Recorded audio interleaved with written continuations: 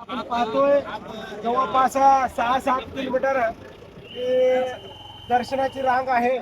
धर्मदर्शन करण्यासाठी 7 किलोमीटरहून पब्लिक चालत जात आहे आणि या पब्लिक भक्तांसाठी वारकऱ्यासाठी बंडेगिरी मठाचे अध्यक्ष, उपाध्यक्ष, सचिव आणि सगळे सेवेकरी या ठिकाणी सेवा देत आहेत. पहाटेच्या 3 वाजलेत. 24 तास सेवा द्यायचा निर्धार आहे. मसाले भात सर्व प्रकारचं दान या ठिकाणी होत आहे.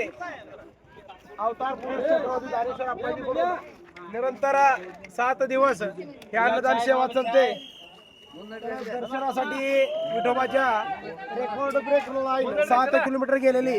या ठिकाणी पण कडेपर्यंत भाविकांना 20 ते 22 किलोमीटर 22 तास दर्शनाला लागतील. त्यामुळे आम्ही रात्री जागून पहाटे 3-4 पर्यंत चहा चालू आहे. सध्या पण उद्याचा दिवस सोडून परवाच्या दिवशी आषाढी आहे. त्यानिमित्तानंही खूप तयारी आहे मठाची आणि जवळपास 1200 लोक सेवा देत असल्याने प्रत्येक माणूस कसा उपाशी पोटी जाणार नाही दर्शनाला. त्यासाठी बंडेगिरी मठाचं हे कार्य अवतार पुरुष छत्रपती ज्ञानेश्वरांचं हे कार्य अखंड चालू ठेवायचा निर्धार भक्तांनी घेतलेला आहे. धन्यवाद. किलोमीटर विठोबाच्या मंदिरासाठी येण्यासाठी कंटिन्यू अन्नदान सेवा चालू आहे.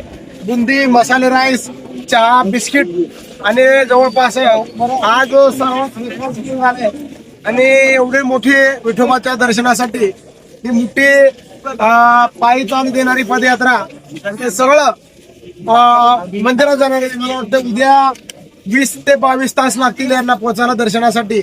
पण यांच्या पोटाची काळजी म्हणून अवतारी पुरुष दासोरत्न छत्रपती ज्ञानेश्वर अप्पाजींनी भक्तांना रात्रीच्या 3 वाजता हे प्रसाद दिलेला आहे आणि पुढे जवळपास आमचे 25 लोक वाटालेत आणि जाग्यावरती 4 स्टॉल चालू आहेत.